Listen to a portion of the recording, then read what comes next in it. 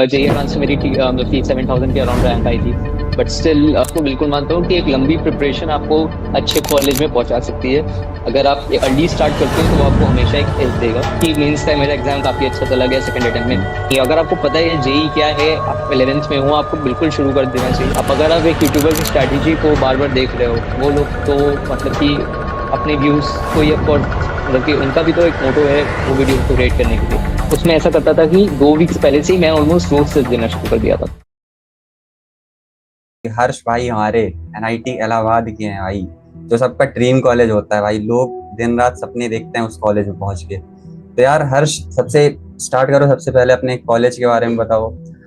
Campus life कैसी है, कैसा लगा कॉलेज तुमको? तो यार कॉलेज तो ठीक है, मतलब गए तो पैकेज का ही सोच के थे मेन मेन तो। हम्म। बट कॉलेज लाइफ भी डिसेंट है, ऐसा कुछ इशू नहीं है। सीन ऐसा है कि ठीक है, पढ़ना पड़ता है थोड़ा बहुत, अपना अलग से भी आपको कुछ अलग स्किल्स डेवलप करनी पड़ती है। बट वही है, अगर आप उस स्किल्स में एंजॉयमेंट ढूंढ रहे हो तो आपका कॉलेज लाइफ बेटर होगा। बाकी मेरे हिसाब से तो कॉलेज लाइफ ज्यादातर पीयर ग्रुप पे ज्यादा डिपेंड करता है। वो अगर आपका अच्छा है तो ऑटोमेटिक आपका कॉलेज लाइफ बढ़िया हो जाएगा। कैंपस की बात करें तो कैंपस भी मेरे कॉलेज का डिसेंट सा है, थोड़ा सा पुराना है बिकॉज काफी पुराना कॉलेज है।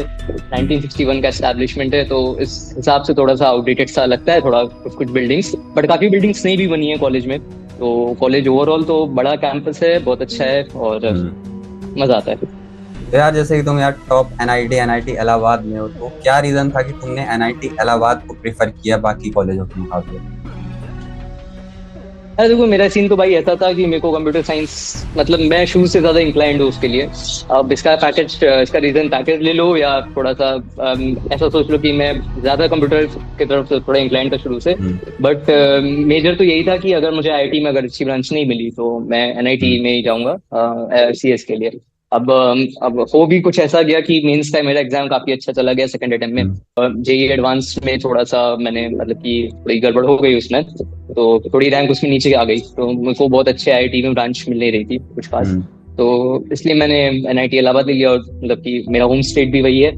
तो ठीक ठाक, मतलब कि मेरे को वहाँ पे आराम से, मतलब मेरे को वो कॉलेज मिल गया। हम्म। और कंप्यूटर साइंस वहाँ का फेमस है ही एनआईटी इलाहाबाद का अपने पैकेज के लिए। और तो मेजर तो यही रीजन था कि मतलब मेरे को आईआईटी में बहुत अच्छी ब्रांच नहीं मिली, और साथ में एनआईटी इलाहाबाद जैसे कॉलेज में मेरे को सीएस मिल रहा था, तो हम्म। मैंने तो बहुत ज्यादा सोचा नहीं इस बारे में। दूसरा क्वेश्चन ये है कि भाई काफी सारे जो स्टूडेंट्स रहते हैं ना, वो कॉलेज वर्सेस ब्रांच में कंफ्यूज रहते हैं, मतलब हायर कॉलेज की लोअर ब्रांच या लोअर कॉलेज की हायर ब्रांच। तो तुम क्या सजेस्ट करोगे कि क्या करना चाहिए? यार देखो, हायर कॉलेज की लोअर, अब डिपेंड करता है कि आप कौन से कॉलेज को कौन से कॉलेज से कंपेयर कर रहे हो। अब जैसे बहुत, अगर आप दो कंपेरेबल एनआईटीज को कंपेयर कर रहे हो, तो आप जाहिर, अगर आप कंपेरेबल कॉलेज उसको कंपेयर कर रहे हो जिसमें बहुत ज्यादा अंतर नहीं है, मतलब इन टर्म्स ऑफ रैंकिंग, तो मैं तो ऑफ कोर्स हायर ब्रांच को ही प्रेफर करूंगा। बट अब सीन ऐसा होता है कि मोस्टली कंफ्यूजन होता है आईआईटीज और एनआईटीज के बीच में।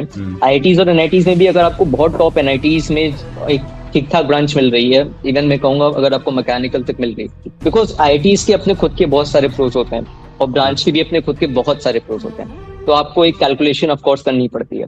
अब इसमें सीन ऐसा है कि मतलब जैसे अब आईआईटीज में अगर मतलब अब मैं ऐसा पर्सनल चॉइस कहूँ तो मेरे को आईआईटी में बीएचयू में तक मेरे को केमिकल मिल रही थी, और बहुत दिन तक इसके बारे में मैंने तो बहुत ज्यादा रिसर्च वगैरह भी किया कि क्या करना चाहिए। बाद में निकल के आया कि मतलब ब्रांच कहीं ना कहीं आपको हेल्प करती है। अगर आप देखो, अगर आप जॉब ओरिएंटेड हो, अपने आपको पता है कि आपको आगे चल के जॉब करना है, या आप बहुत ज्यादा वेग हो कि आपको नहीं पता कुछ भी करना है, तो उस केस में ब्रांच हेल्प करती है। बिकॉज सीएस ब्रांच, मैंने दूसरे बच्चों से बात की अपने ब्रांचेस के, CS branch is one of the easiest branches. Because अभी तक मैंने फर्स्ट ईयर में भी एक्सपीरियंस किया है कि सीएस के सब्जेक्ट्स रिलेटिवली इजी। अब होता ये है कि आप आईआईटीज में उसके अलग अपने प्रोज हैं, बहुत अच्छा वहाँ पे आपको नेटवर्क मिलता है, आपको आईआईटी का कोर्स टैग मिलता है, और एल्यूमिना है बहुत अच्छे, मतलब कि बड़े बड़े हैं वहाँ पे। तो अगर आपको एक बहुत ही टॉप आईआईटी मिल रहा है, वहाँ पे आपको ठीक ठाक ब्रांच भी मिल जाती है, तो मेरे हिसाब से वहाँ चले जाना चाहिए। बिकॉज वो चीज है, बिकॉज ऐसा नहीं है कि लोअर ब्रांच के बच्चे पैकेज नहीं फोड़ रहे, सब फोड़ रहे हैं।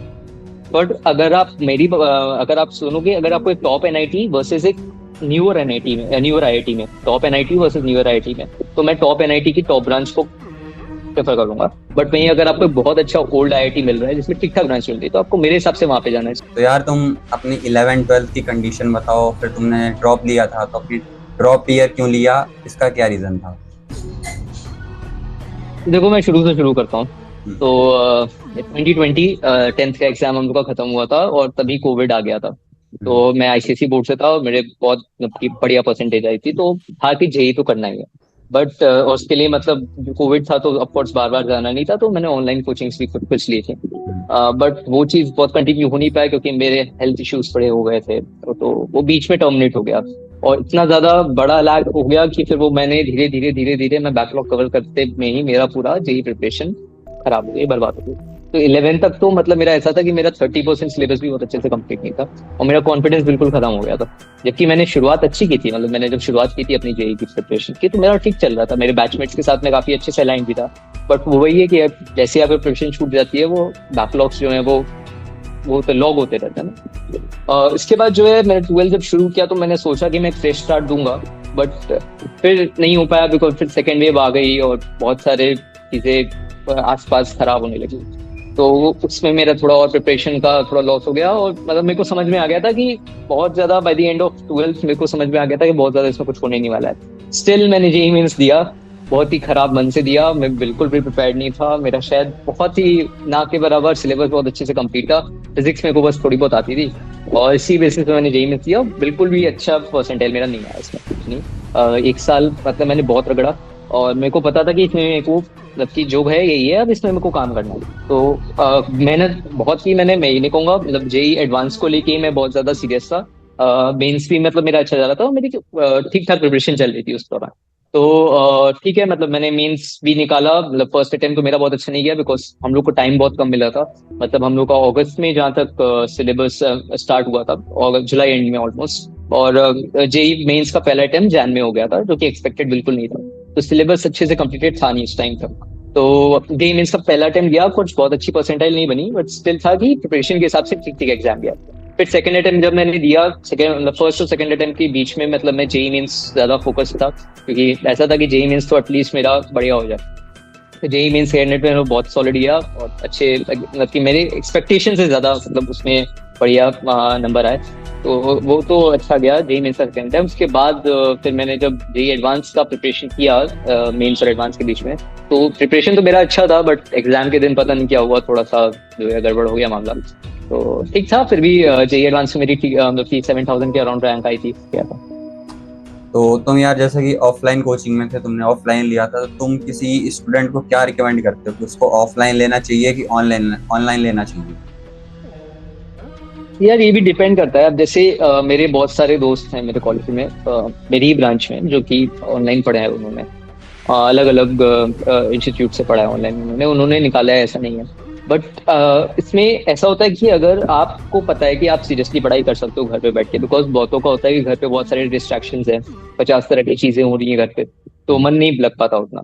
तो ऑनलाइन प्रिपरेशन उस केस में कभी कभी पीछे छूट जाती है, भले आप लाइव लेक्चर्स कर रहे हो बट स्टिल एक कंसंट्रेशन बहुत जरूरी होता है पढ़ाई के टाइम पे।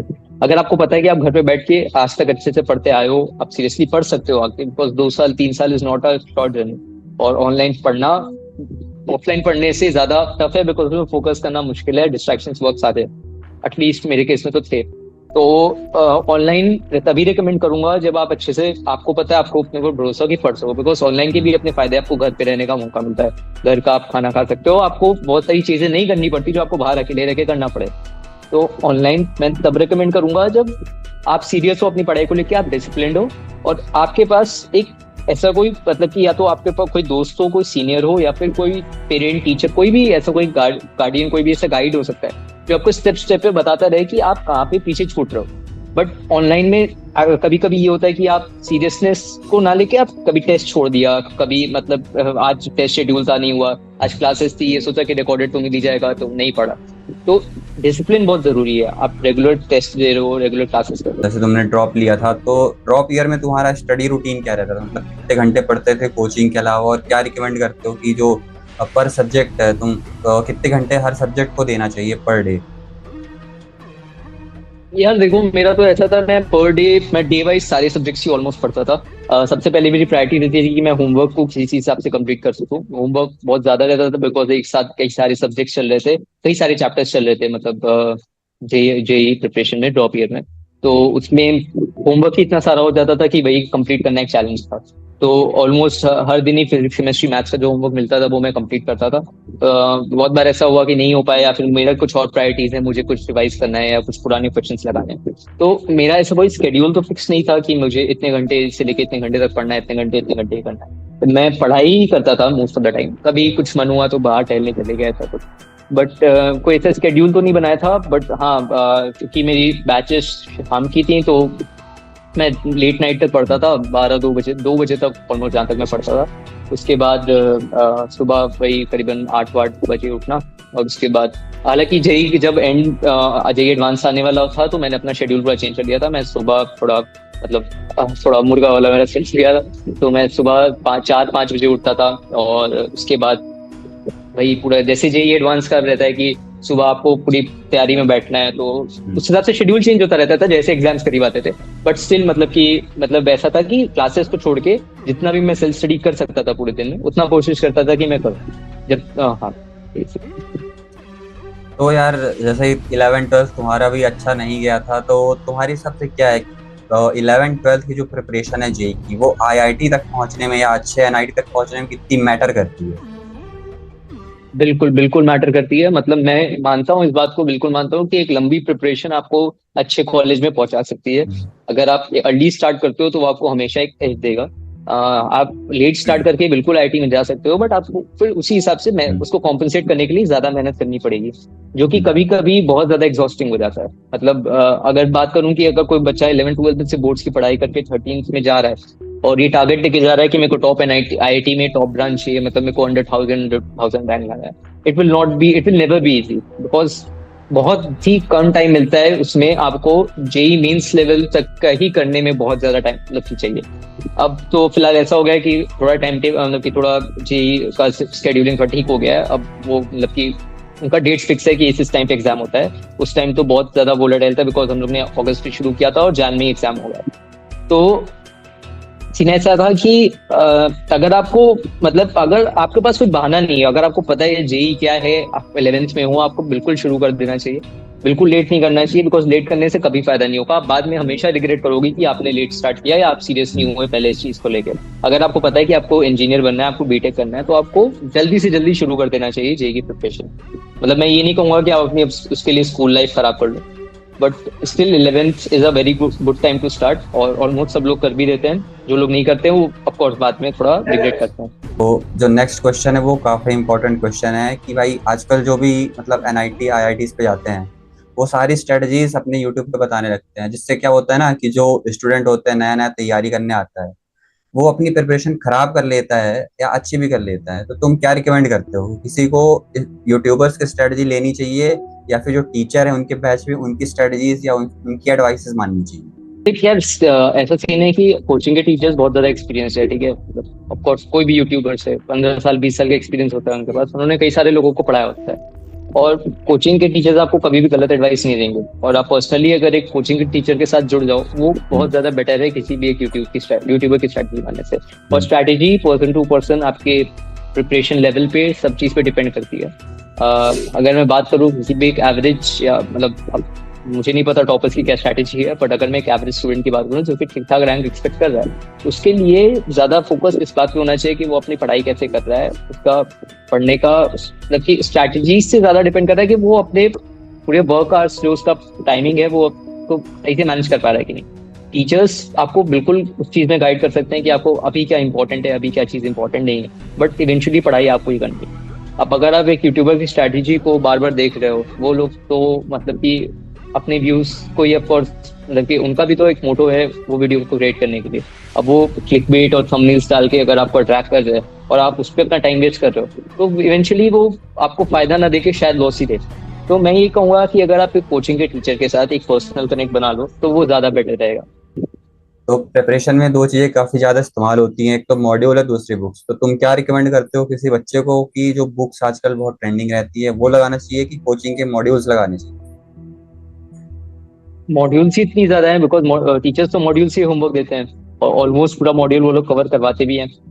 तो मॉड्यूल्स ही मेरे हिसाब से इतनी ज्यादा ओवरवेलमिंग है कि बुक्स पे तो जाने का टाइम मुझे तो नहीं मिला था, और शायद बहुत सारे एस्पिरेंट्स को मिलता भी नहीं होगा।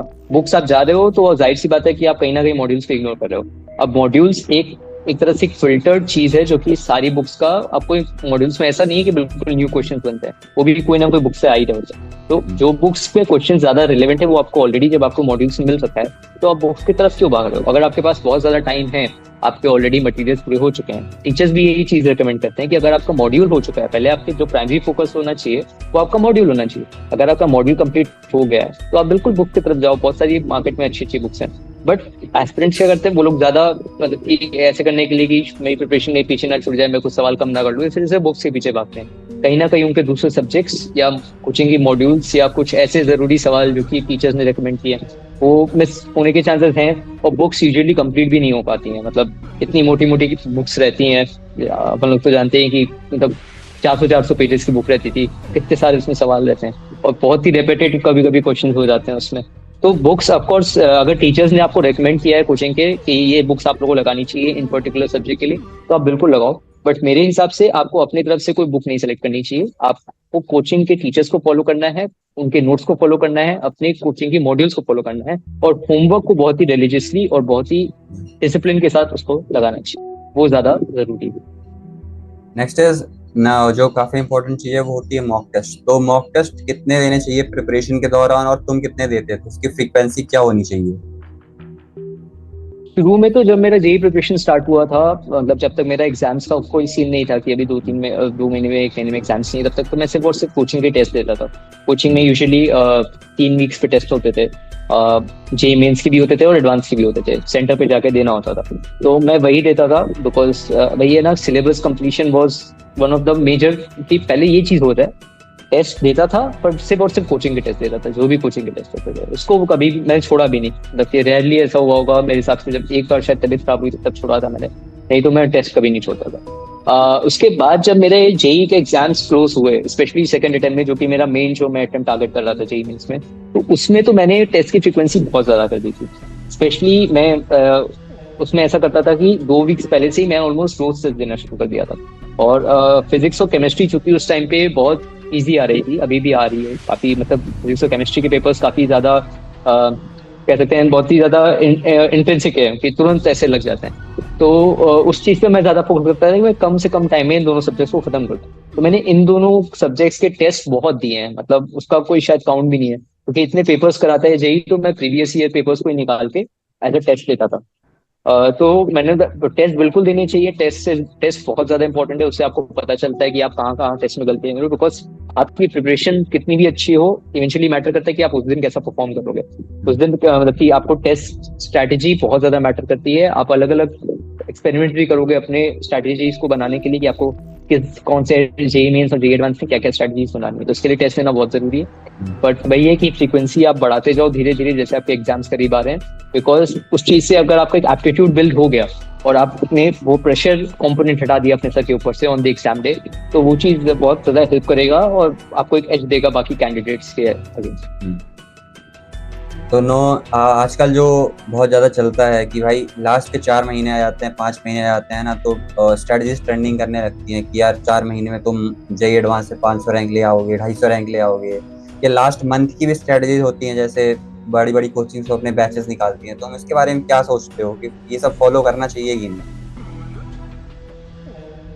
यार अब वो तो देखो, अगर किसी इंडिविजुअल ने पढ़ाई नहीं की है तो वो, अब उसके पास 4 ही महीने बचे हैं, तो वो अगर अब उसको कुछ करना है, जाहिर सी बात है वो कोई स्ट्रैटेजी फॉलो करेगा। बट अब वो स्ट्रैटेजी इसको देख के फॉलो करे या ना करे वो उसकी चॉइस है। बट अगर कोई सीरियस कैंडिडेट है जिसने साल भर पढ़ाई की है, उसको इस बात से फर्क ही नहीं पड़ना चाहिए कि उसके पास मतलब उसकी कौन सी स्ट्रैटेजीज यूट्यूब पे ट्रेंडिंग कर रहे हैं। उसने एक सेट गोल बना के अपने पूरे साल भर प्रिपरेशन की है, अगर वो अपनी स्ट्रैटेजीज इतनी फ्रीक्वेंटली चेंज करता रहेगा on the basis of a video on YouTube, तो वो चीज बहुत ज्यादा उसको गंदी तरह टारगेट करेगी। बिकॉज उसमें तो बहुत चीज ज्यादा जल्दी जल्दी चीजें बता देते हैं कि 3 महीने के अंदर आप 1 महीना ये सब भी पढ़ लो, 1 महीना ये पढ़ लो, 1 महीना ये पढ़ लो, आपका जेई क्लियर हो जाएगा। होता नहीं है ऐसा ऑफकोर्स, मतलब जेई इज नॉट अ जो 14 लाख से 15 लाख बच्चे बैठ रहे हैं आजकल जेई मींस में, तो वो चीज इतनी आसानी से क्लियर नहीं होगी। और मतलब अंडर 1000 अंडर 500 वाले बच्चे ऐसे ही नहीं बैठे हैं कि वो लोग 3-4 महीने में, वो लोग उन्होंने इतने साल पढ़ाई की, आप 3-4 महीने कर लो, unless you are a genius. But still अगर आपने साल भर प्रिपरेशन की है सीरियसली, आप अपनी स्ट्रैटेजी को फॉलो करो, आप उससे बिल्कुल ना डिविएट हो।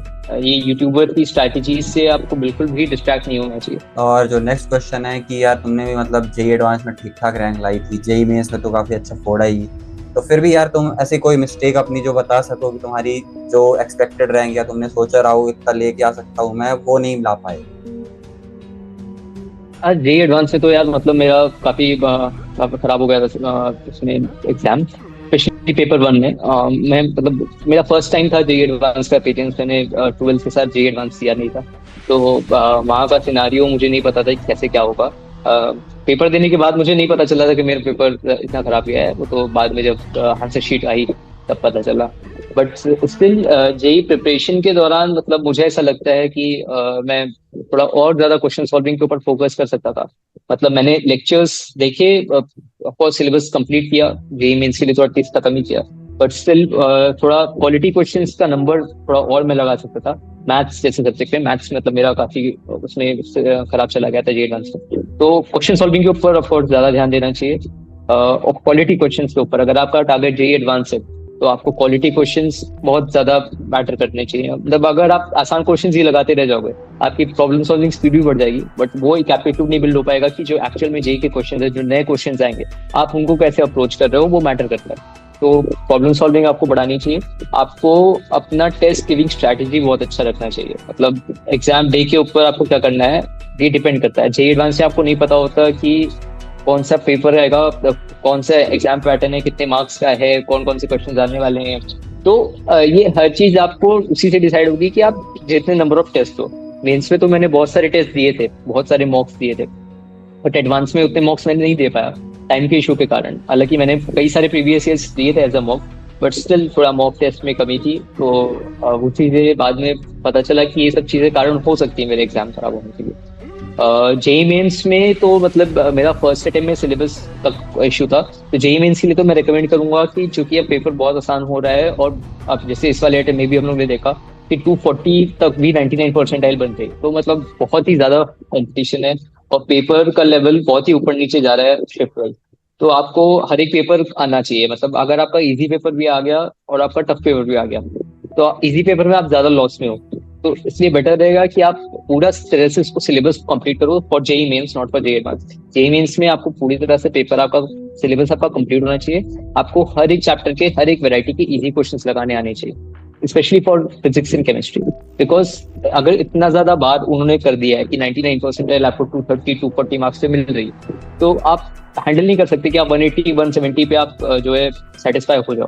तो उसके लिए आपका सिलेबस कंप्लीशन बहुत जरूरी है for the first attempt, because first attempt आपका प्राइमरी अटेम्प्ट होना चाहिए। मतलब फर्स्ट अटेम्प्ट अगर आपका अच्छा नहीं हुआ तो कहीं ना कहीं आप जेई एडवांस की प्रिपरेशन के लिए आपको उतना टाइम नहीं मिलेगा, और आप कॉन्फिडेंस ही लूज कर जाते हो। तो जनवरी से पहले मतलब मेरा ऐसा मानना है कि मिड दिसंबर तक आपका सिलेबस किसी भी हाल में पूरी तरह से कंप्लीट हो जाना चाहिए, और आपको फिर मॉक टेस्ट पे पूरी तरह ध्यान देना चाहिए, एग्जाम पे पूरी तरह ध्यान देना चाहिए। सिलेबस कंप्लीशन एक मेजर फैक्टर है जेई मेंस में। जेई एडवांस में भले आपका सिलेबस कंप्लीट हो या ना हो, आपके पास एक क्वालिटी क्वेश्चंस का पूरा सेट होना चाहिए कि कैसा इस चैप्टर का अगर ये ऐसा कोई भी क्वेश्चन आया तो मैं एटलीस्ट उसको अप्रोच तो कर सकता हूँ। बिकॉज जाहिर सी बात है जेई एडवांस का पेपर है, आप किसी भी क्वेश्चन के लिए गारंटी नहीं ले सकते कि ये चीज सॉल्व हो जाएगी कि नहीं होगी, बट स्टिल एक होना चाहिए कि इस चैप्टर में मुझे पूरी तरह कॉन्फिडेंस है कि इसमें मैं हार्ड क्वेश्चंस को अप्रोच कर सकता हूँ आसानी से।